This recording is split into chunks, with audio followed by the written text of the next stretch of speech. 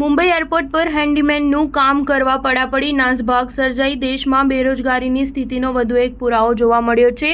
Airport લોડર્સની ભરતી માટે મોટી સંખ્યામાં ઉમેદવારો ઉમટી પડતા નાસભાગની સ્થિતિ સર્જાઈ હતી। ગુજરાતના ભરૂચ બાદ મુંબઈના ખલીના વિસ્તારમાં air India airport services limited દ્વારા આયોજિત વોક ઇન ઇન્ટરવ્યુમાં મોટી સંખ્યામાં યુવાનો ઉમટી પડતા વ્યવસ્થા ખોરવાઈ હતી। ઇન્ટરવ્યુ માટે પહેલા જવાની હોડમાં યુવાનોએ ધક્કામુક્કી કરતા અફરાતફરી મચી હતી।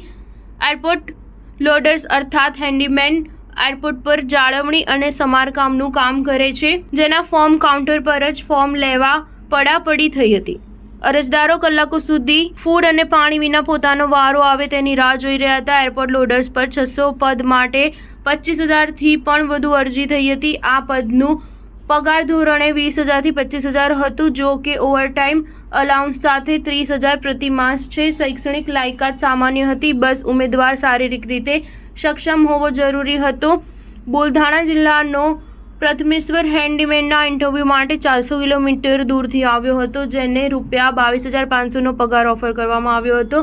પ્રથમેશ્વર BBAનો વિદ્યાર્થી છે, જેની પાસે કોઈ રોજગાર ન હોવાથી તે આ પોસ્ટ માટે ઇન્ટરવ્યૂ આપવા આવ્યો હતો। તેણે સરકારને નોકરીની વધુ તકોનું સર્જન કરવા અપીલ કરી હતી। BBAની ડિગ્રી ધરાવતો યુવાન જાણતો પણ ન હતો કે હેન્ડીમેન શું કામ કરે છે, પરંતુ તેની પાસે કોઈ નોકરી ન હોવાથી તેને માત્ર કામ જોઈતું હતું। અન્ય એક ઉમેદવાર રાજસ્થાનના અલવરથી મુંબઈ આવ્યો હતો, જે સરકારી નોકરીની તૈયારી કરી રહ્યો છે। તેનો પોતાનો ખર્ચો ઉઠાવવા માટે આ ઇન્ટરવ્યૂ આપવા આવ્યો હતો। ઉલ્લેખનીય છે કે છેલ્લા કેટલાક દિવસોથી આ પ્રકારની ઘટના બની રહી છે। સ્ટાર ન્યૂઝ 7 હંમેશા સચ્ચાઈની સાથે।